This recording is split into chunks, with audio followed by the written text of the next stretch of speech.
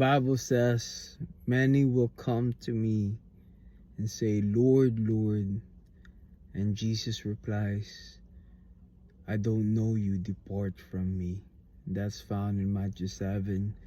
It's what God has placed in my heart for ever since I got back to Him for the past 3 years or 4 years now. And it's something that it's always, every time I meditate on it, it's always something new. It's always a reminder for me to keep myself in check, that it's all about the heart. It's all about being genuine and worshiping God, serving God from within. Because sometimes our love for God tends to lead us astray away from God.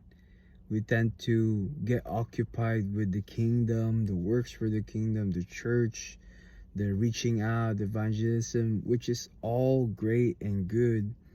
But we tend to forget that it's a relationship, that our faith, our walk with Him is a relationship. It's relating with Him, spending time with Him. It's coming to Him, and no matter what posture or state our heart is, it's coming to Him with an intention that, Lord, here I am.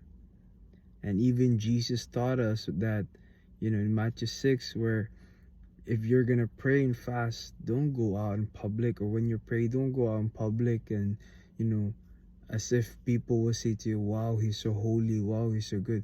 But rather go to your secret room, go to a place where you can spend time with God's presence. And let me end with this. There's a Psalms where David says, my God, I long for you, I thirst for you.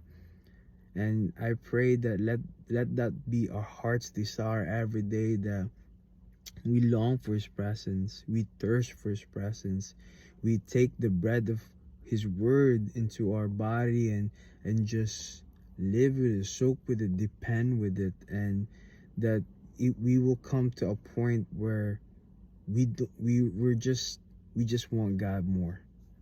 And ain't that an amazing teaching? Ain't that an amazing perspective of our faith? That it's a relationship with Jesus. Thanks everyone. God bless.